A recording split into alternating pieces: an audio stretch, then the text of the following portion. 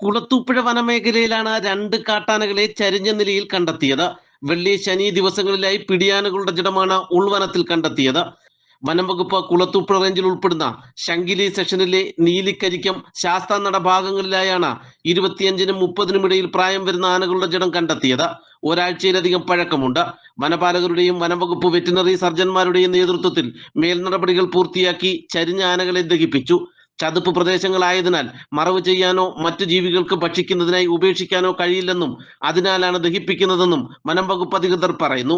ആനകളിൽ കാണാറുള്ള സെപ്റ്റിസീമിയ എന്ന രോഗം സംഭവിച്ചതുകൊണ്ടാകാം ചരിയാൻ ഇടയായതെന്ന് വനം വകുപ്പ് കരുതുന്നു.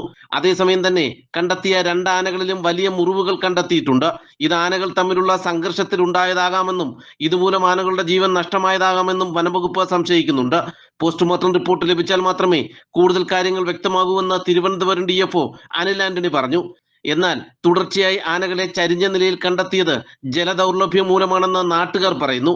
വനത്തിൽ മരങ്ങൾ മുറിച്ചു നീക്കുന്ന പ്രവർത്തികൾ തുടരുന്നതിനാൽ ആനകൾക്ക് പകൽ സമയങ്ങളിൽ നദീതീരങ്ങളിൽ എത്താൻ കഴിയുന്നില്ലെന്നും കടുത്ത ചൂടിൽ ആനകൾ ചരിയാനുള്ള സാധ്യത കൂടുതലാണെന്നും നാട്ടുകാർ ആരോപിച്ചു. അതേസമയം കൂടുതൽ ആനകൾ ചരിഞ്ഞിട്ടുണ്ടാകാമെന്ന സംശയത്തിൽ വരും ദിവസങ്ങളിൽ ഡ്രോൺ ക്യാമറ ഉപയോഗിച്ച് പരിശോധന നടത്താനുള്ള തീരുമാനത്തിലാണ് വനം വകുപ്പ്. നാട്ടുവാർത്ത, മടത്തറ.